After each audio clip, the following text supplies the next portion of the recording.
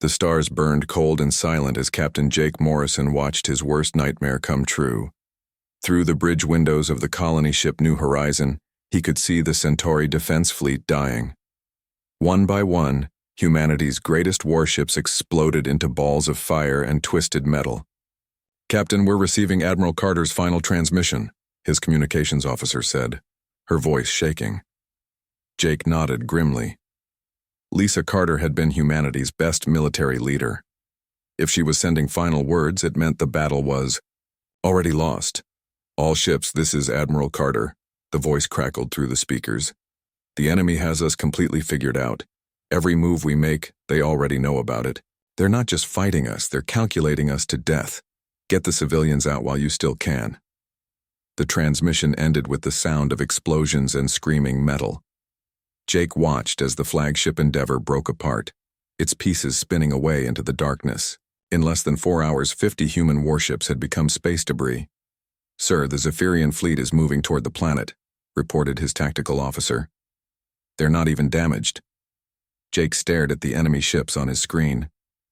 The Zephyrians flew vessels that looked like giant crystal formations, all angles and sharp edges that seemed to bend light around them.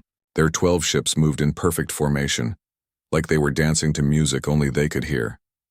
"How many people are still on Kepler 442b?" Jake asked. 2 million, sir. The evacuation ships won't reach them in time." Jake felt sick. 2 million. People were about to die, and there was nothing he could do about it. The New Horizon was just a colony transport ship. It had no weapons, no shields worth mentioning, and a crew of 35 people who signed up to help build new worlds, not fight wars. "Captain, we're getting emergency signals from the surface," his communications officer said. "Families with children asking for help." Jake closed his eyes. He had seen this happen before. The Zephyrians never left survivors. They would destroy every human settlement, every ship, every trace that people had ever lived on this world. It was what they did. For 300 years, the Zephyrian Dominion had ruled the galaxy with absolute power. They were not like humans or any other species people knew about. The Zephyrians were creatures made of living crystal, and they all shared one giant mind. When one Zephyrian learned something, they all learned it instantly. This made them perfect at war. They could predict exactly what their enemies would do because they had fought everyone before. Every battle plan, every surprise attack, every desperate last stand had been tried against them thousands of times. They had built what they called the perfect algorithm of war. Their computer systems had analyzed every military conflict in galactic history. They knew how humans thought, how they fought, and how they would react to any situation. The Zephyrians could calculate the outcome of a battle before it even started. "Captain Morrison, incoming priority message from Earth Command," his communications officer announced. Jake opened the channel. Commander Alex Torres appeared on the screen, his face grave and tired. Behind him, Jake could see the chaos of the Resistance Council's command center. People were running around with data tablets, shouting orders and staring at screens full of bad news. "Jake, I'm glad you're still alive," Torres said. "We've lost contact with the entire Centauri sector. How bad is it?" "Complete wipeout, sir. The defense fleet is gone. The Zephyrians are moving on the planet now." Torres rubbed his face with both hands. "That's the 5th major fleet we've lost this month. At this rate, we have maybe 6 months before they reach Earth." "What are our options, sir?" "Honestly, we don't have any good ones. Every strategy we try, they've already seen it coming. It's like playing chess against someone who knows every move you'll make for the next 50 turns." Jake watched the Zephyrian ships on his screen. They had reached the planet and were beginning their systematic destruction. Bright flashes of energy lanced down from orbit, and he knew that entire cities were disappearing in seconds. "The worst part," Torres continued, "is that they don't hate us. To them, we're just a problem to be solved. They see humans as chaotic variables that disturb their perfect order. So they're going to eliminate us the same way you might delete a computer virus." "There has to be something we can do," Jake said, though he wasn't sure he believed it. "Maybe. The science teams are working on some wild ideas. But for now, just focus on saving who you can. Every human life we preserve is one more chance to find an answer." The transmission ended, leaving Jake alone with his thoughts and the terrible view outside his window. The planet below was already showing dark spots where the Zephyrian weapons had burned away the atmosphere. Soon there would be nothing left but dead rock. "Captain," his pilot said quietly, "we could try to pick up some survivors from the outer settlements. The Zephyrians always hit the big cities first." Jake nodded. It wasn't much, but it was something. "Do it, and send a message to any other ships in the area. Tell them to grab whoever they can and run." As the New Horizon changed course toward the planet's outer edge, Jake thought about what Torres had said. The Zephyrians saw humans as chaotic variables. Maybe that was true. Maybe humans were too unpredictable, too random, too willing to do stupid things for no good reason. But as he watched the rescue ships diving toward the planet's surface, risking everything to save strangers, Jake wondered if being unpredictable might be humanity's greatest strength. The Zephyrians could calculate many things, but could they calculate the human heart? He would find out soon enough. The asteroid base Sanctuary 7 looked like a giant rock floating in empty space. But inside the hollowed-out mountain, humanity's last leaders gathered around a metal table covered with star charts and battle reports. The news was all bad. "General," Kate Sullivan stood at the head of the table, her gray hair pulled back in a tight bun. She had been fighting the Zephyrians longer than anyone else in the room. The scars on her left arm told the story of 100 battles, and her eyes held the weight of 1,000,000 deaths.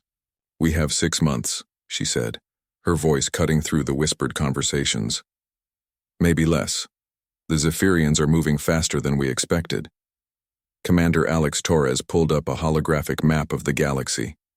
Red dots showed Zephyrian positions, spreading like a disease across human space. Blue dots marked human colonies, and there were fewer of them every day. "Every conventional attack has failed," Torres said. "They know our playbook better than we do. When we try to be clever, they're already 3 steps ahead. When we try brute force, they crush us with math." An older man in the corner spoke up. "What about the new weapons project? The quantum torpedoes?" "Dead end," replied Dr. Amy Foster, a young woman with tired eyes and coffee stains on her lab coat. "We tested them against captured Zephyrian technology. Their shields adapted in real time.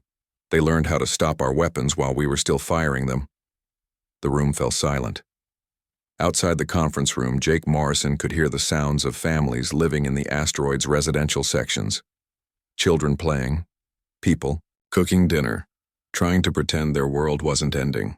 He had brought 200 survivors from Kepler 442b to this place, and now it seemed like he had only delayed their deaths. "There is one option," General Sullivan said slowly. "It's completely insane, but it might work." She activated a different display. This one showed a beat-up cargo ship sitting in the base's main hangar. The vessel looked like it had seen better days, with patches welded over old battle damage and mismatched parts bolted to its hull. "The Iron Will," Sullivan continued. "It's been in our salvage yard for 5 years. Originally built as a mining hauler, but the previous owner modified it for cargo smuggling.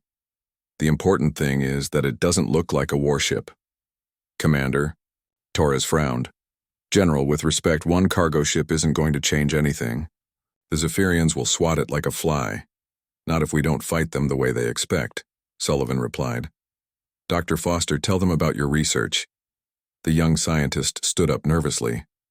"I've been studying how the Zephyrian hive mind works. They share information instantly, which makes them incredibly efficient. But it also means they all think the same way.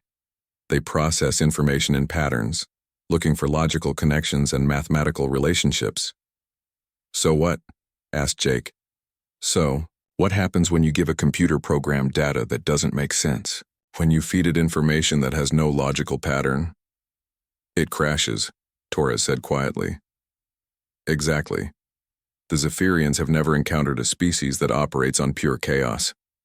Every other race in the galaxy has some kind of logical military doctrine. But humans..." She smiled for the first time in weeks. "Humans do crazy things for no good reason." General Sullivan nodded. "Operation Wildcard. We're going to send the Iron Will out there with a crew of our most unpredictable people. Their mission is to be as random and chaotic as possible while the Zephyrians are trying to figure them out.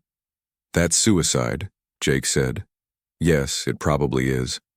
But while they're busy being confused by one crazy human ship, our evacuation fleets might have a chance to save more civilians.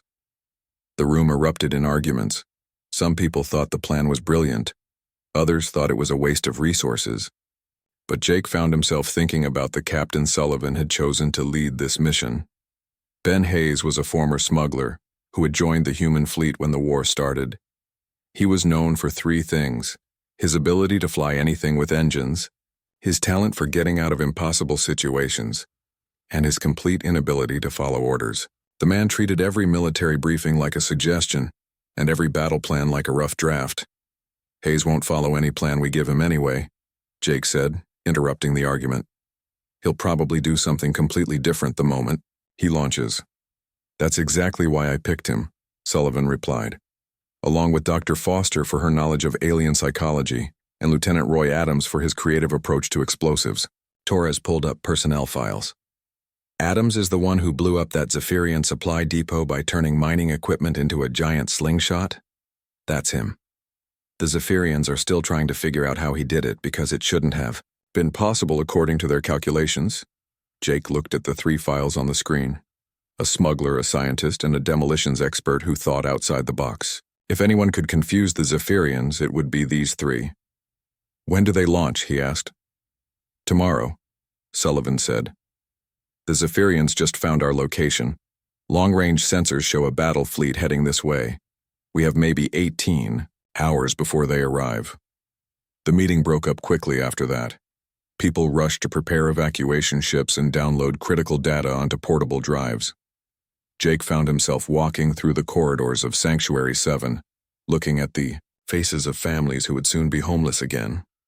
In the hangar, he watched the iron will being loaded with strange equipment. Not weapons exactly, but devices that Dr. Foster's team had cobbled together from spare parts and wild theories. He saw Captain Hayes arguing with a mechanic about something, gesturing wildly with his hands. You really think this will work? Jake asked General Sullivan, who had appeared beside him. No, she said honestly. But I think it might buy us enough time to save a few more people. And sometimes that's all you can ask for. 12 hours later, the Iron Will launched into space just as Zephyrian scouts appeared on the edge of the system. Behind them, Sanctuary 7's shields began to fail under enemy fire.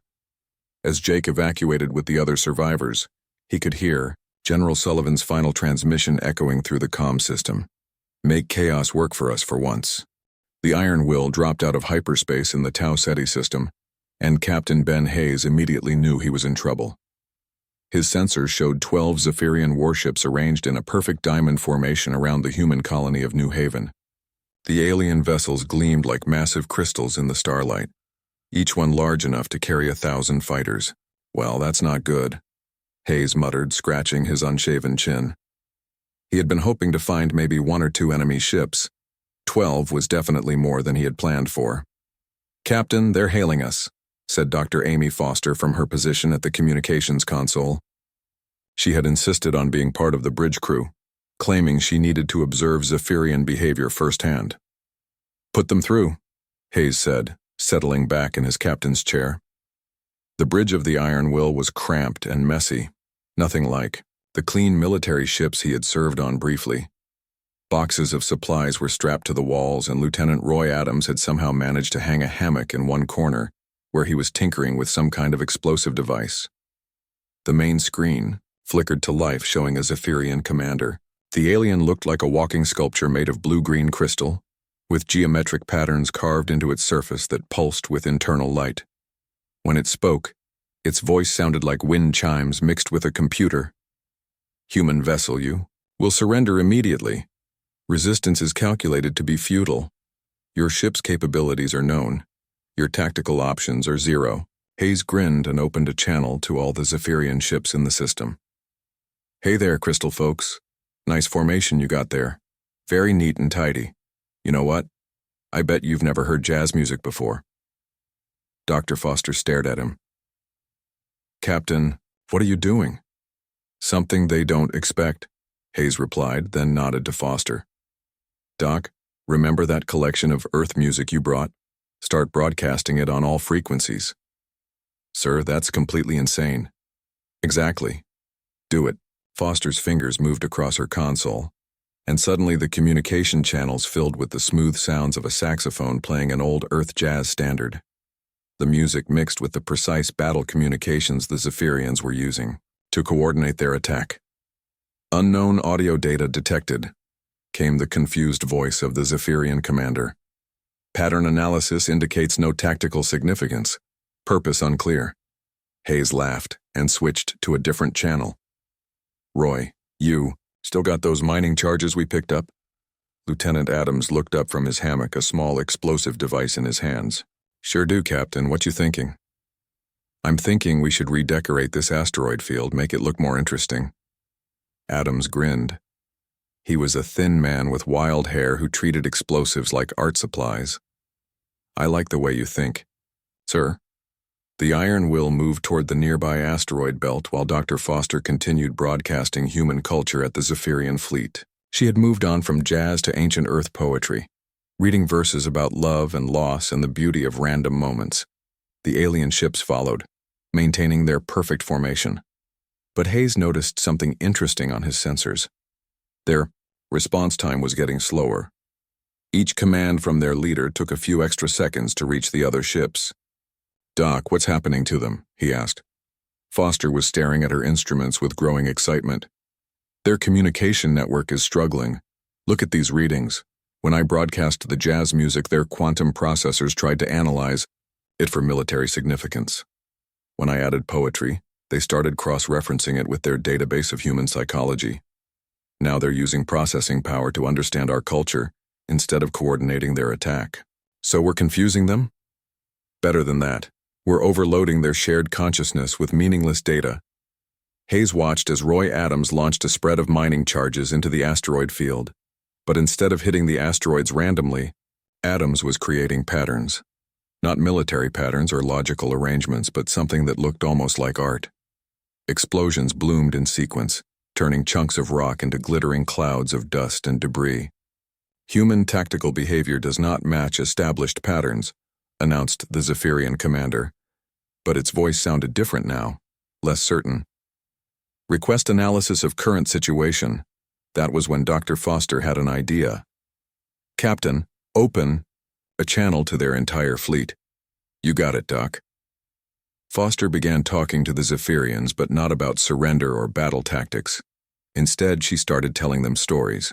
Stories about human children playing in the park. Stories about old couples holding hands. Stories about people doing kind things for strangers just because it felt right. Why do humans perform actions with no logical benefit? She asked the alien fleet. Why do you create music that serves no survival purpose? Why do you risk your lives to save people you don't know? The Zephyrian formation began to wobble. Ships that had maintained perfect positions for hours started drifting slightly out of alignment. Their shared mind was trying to process questions that had no mathematical answers. Hayes saw his chance. Roy, hit that big asteroid with everything you've got. Adams launched his remaining charges, but not at the Zephyrian ships. Instead, he targeted a massive asteroid that was drifting between the two fleets. The explosion was enormous, filling space with debris and electromagnetic interference. But the debris wasn't random. Adams had calculated the explosion so that the asteroid fragments would create a shifting, chaotic pattern between the fleets. To human eyes, it looked like abstract art painted across the stars. To the Zephyrian computers, it was a puzzle with no solution. Pattern recognition failure, came multiple voices from the alien ships.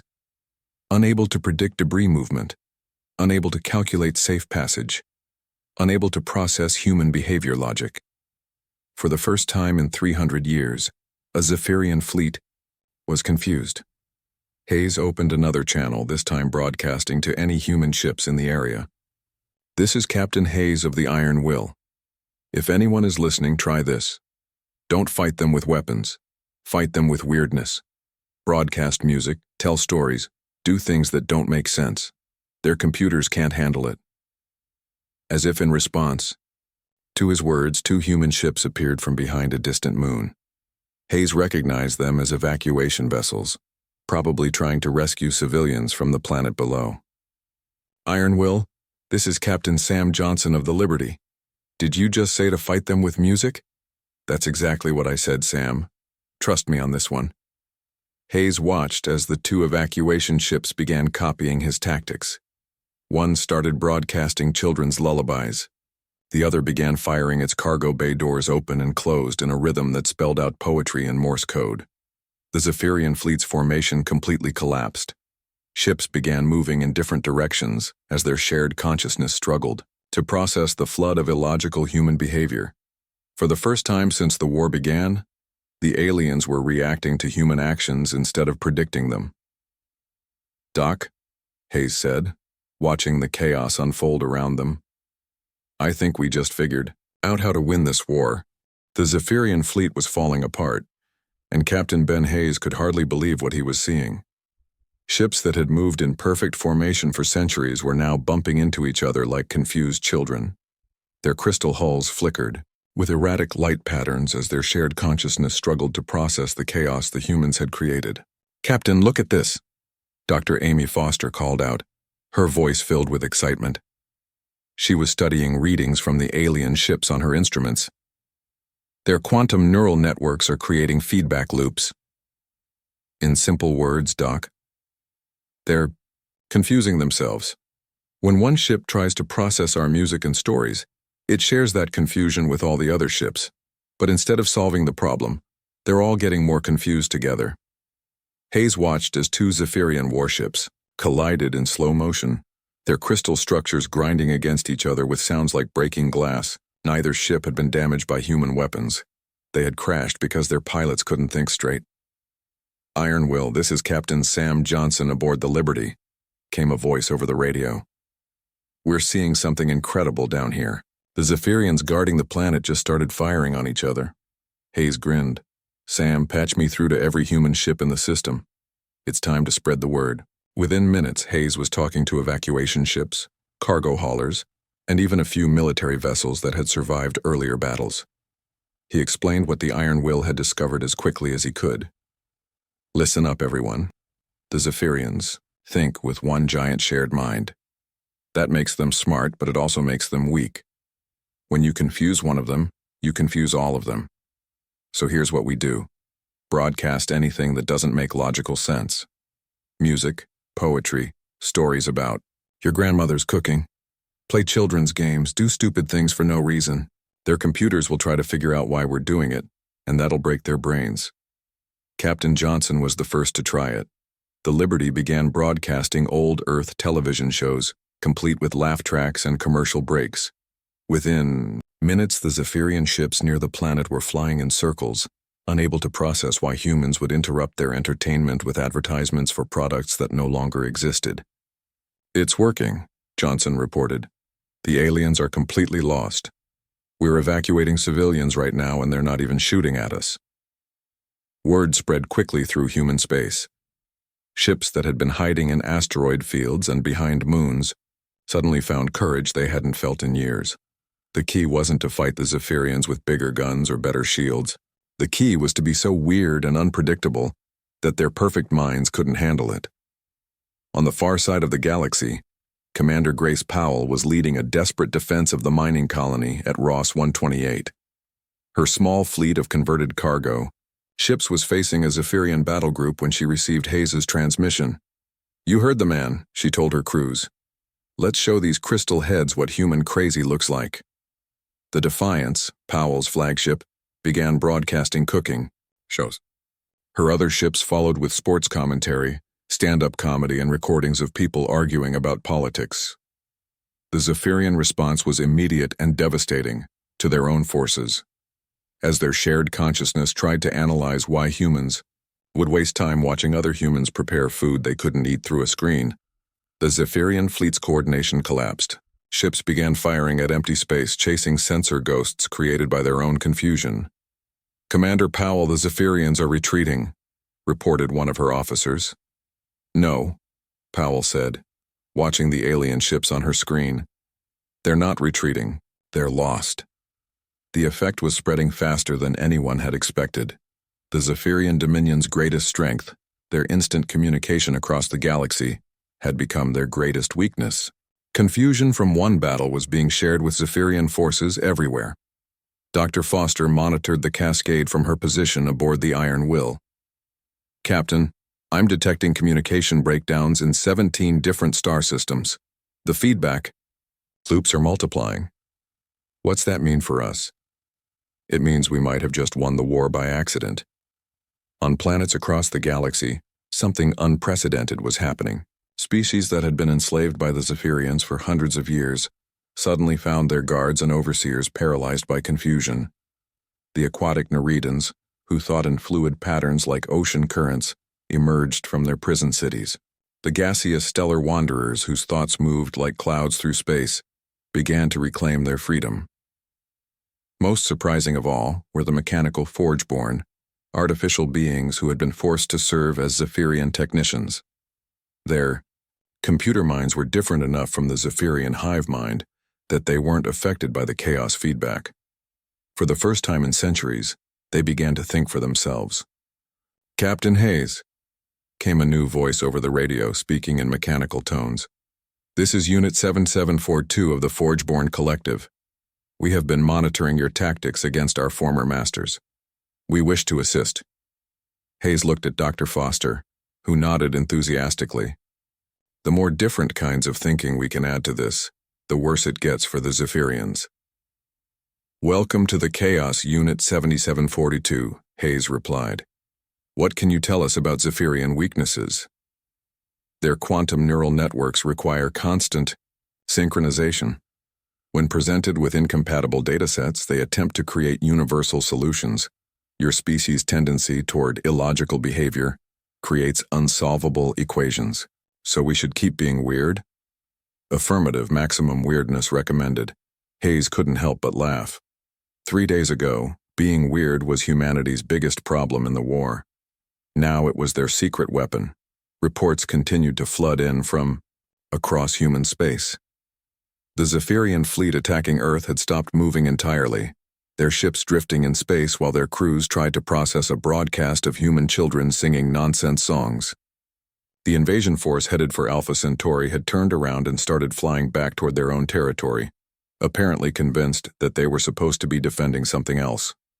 "Doc," Hayes said, "what happens to them now? Do they recover from this?" Dr. Foster studied her readings carefully. "I don't think so, Captain. Their entire civilization is based on shared consciousness and perfect coordination. We've introduced chaos into their fundamental thought processes. They'll either adapt by learning to think individually or what? Or their civilization collapses, and something new takes its place." Hayes looked out at the Zephyrian ships, still drifting aimlessly through space. Some were flickering with strange new light patterns, as if something was changing inside their crystal structures. Others had gone completely dark. "You know what, Doc? Maybe it's time for something new." As if responding to his words, the largest Zephyrian ship suddenly broadcast a message. But instead of their usual wind chime computer voice, this one sounded different, uncertain, almost curious. "Human vessel Iron Will, this is individual unit Zephyr Prime Alpha. I think I am speaking for myself for the first time. What happens now?" 6 months after the Battle of Tau Ceti, Admiral Ben Hayes stood on the bridge of the Iron Will and marveled at the sight before him. The space around Zephyr Prime, the capital world of the former Dominion, was filled with the strangest fleet the galaxy had ever seen. Human ships flew alongside Nereidan's vessels that moved like liquid metal through space. Stellar wanderer craft phased in and out of dimensions at random intervals, appearing as glowing clouds one moment and solid matter the next. Forgeborn ships built themselves new parts in real time, constantly changing shape as their mechanical crews experimented with different designs. And scattered throughout the fleet were hundreds of Zephyrian vessels, no longer moving in perfect formation. Each ship now flew its own path, piloted by individual Zephyrians who were still learning what it meant to think for themselves. "Admiral, we're receiving a transmission from the planet," reported Lieutenant Roy Adams, who had somehow managed to get himself promoted despite blowing up more things than any officer in fleet history. Put it through, Roy. The main screen showed a Zephyrian unlike any Hayes had ever seen before.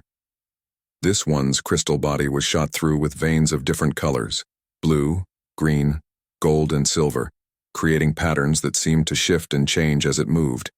When it spoke, its voice carried musical tones that sounded almost human.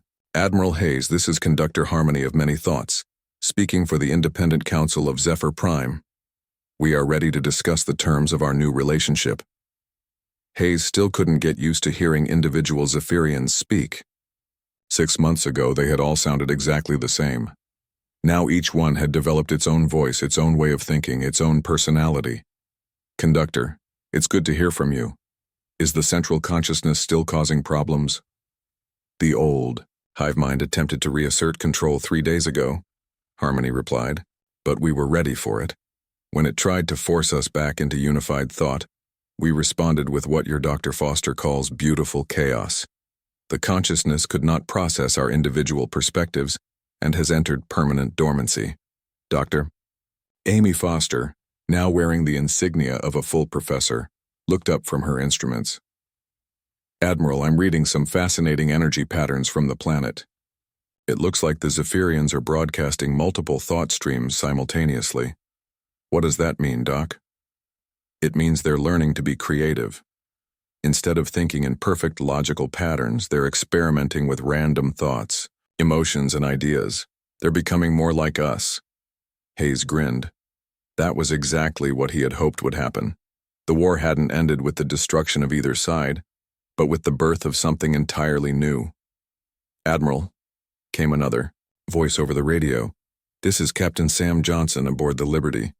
We've got a situation developing near the outer planets. What kind of situation, Sam? The good kind.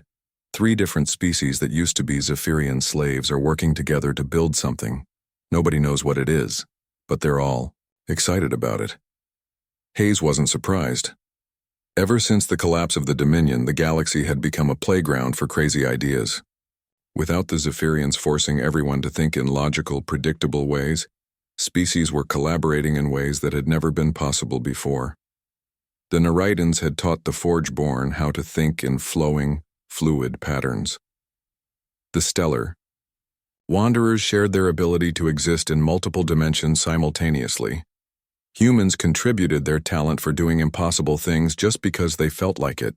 Admiral Hayes, Conductor Harmony said, our people have a question for you. Go ahead. We have spent our entire existence believing that perfect order was the highest goal.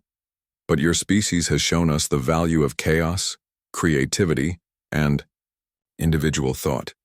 We wish to learn more about this concept you call freedom. Can you teach us? Hayes felt a warmth in his chest that had nothing to do with the ship's life support systems. Conductor, freedom isn't something you can teach like math or science. It's something you have to discover for yourself. But I can tell you this. Freedom means being able to make your own choices, even if they're wrong choices. We understand. We have been making many wrong choices lately, and we find the experience quite enjoyable. That's the spirit, Hayes laughed. Dr. Foster joined the conversation. Conductor Harmony, I've been studying the changes in your people.